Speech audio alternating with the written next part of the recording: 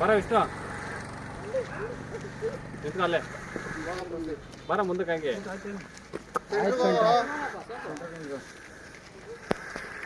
ನೀಲ್ಕಂಠ ಅದವ್ರೆ ಎಷ್ಟು ಹಾಕಿದ್ದೀರಾ? 5 ಜೊತೆ ಹಾಕಿದ್ದೀರಾ? ಕೈ ಅಡಿಗೆ ಹಾಂ ಆಯ್ತು. ನಿಮ್ದಾಯ್ತಾ?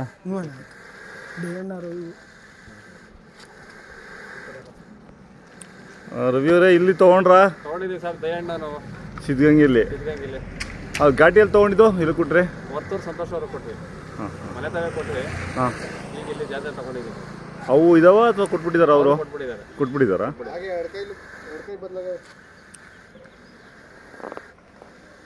ಸರ್ ಅದು ತುಂಬ ದೊಡ್ಡದು ಹಿಡಿದ್ಬಿಟ್ಟಿದ್ದೀರಾ? ದೊಡ್ಡದು ಇಟ್ಕೊಂಡಿದ್ದೀನಿ ಸರಿ ಸಾಕಬೇಕು ಅಂತ. ಹಾಂ ಹಾಂ ಅಲ್ಲ ನಿಮ್ಮ ಮನೆಗೆ ದೊಡ್ಡದಾಗವೆ, ಡೈರೆಕ್ಟಾಗಿ ದೊಡ್ಡದಾಗ ತೊಗೊಂಡಿರೋದು ನಾನು ನೋಡ್ದಂಗೆ ಇದೆ ಫಸ್ಟ್ ಅನ್ಸುತ್ತೆ. ಹೌದು ಇದೇ ಫಸ್ಟ್ ದೊಡ್ಡವು. ಇದಕ್ಕಿಂತ ಸಣ್ಣವೆಲ್ಲ ತೊಗೊಂಡಿದ್ದವು. ಹಾಂ ಅವು ನಿಮ್ಮನೆ ದೊಡ್ಡವು ಆಗವೆ. ಇವು ಸ್ವಲ್ಪ ಹೆಚ್ಚಾವೆ. ಹಾಂ ಹೆಚ್ಚಾವೆ. ಕಡೆನಾ? ಕಡೆಯಲ್ಲೂ ಈಗ ಹುಡ್ತಾವೆ ಹೊಸದಾಗಿ ಹುಡ್ತಾವ.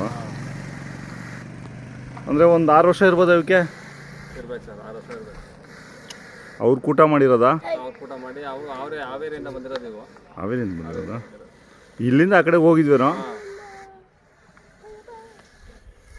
ಅವ್ರು ಎಷ್ಟು ಜೊತೆ ಹಾಕಿದ್ದಾರೆ ದಯಣ್ಣವರು? ಸರ್ ಅವರು ಒಂದು 20 ಜೊತೆ ಹಾಕಿದ್ದಾರೆ. 20 ಜೊತೆ ಹಾಕಿದ್ದಾರೆ. ದೊಡ್ಡವು ಈ ಥರ ದೊಡ್ಡವು ಎಷ್ಟು ಜೊತೆ ಹಾಕಿದ್ದಾರೆ? ದೊಡ್ಡವು ಒಂದು 15 ಜೊತೆ ಅವೆ.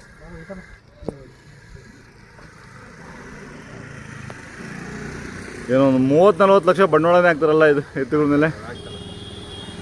ಇನ್ನೂ ಜಾಸ್ತಿನೇ ಆಗುತ್ತೆ ಅನ್ಸುತ್ತೆ. ದುಬಾರಿ ಆಗಿರೋದು ದನಿನ ರೇಟ್. ಹೌದಾ? ಹಾಂ ಹಾಂ ಹಾಂ ಬೆಲೆನೇ ಇಲ್ಲ.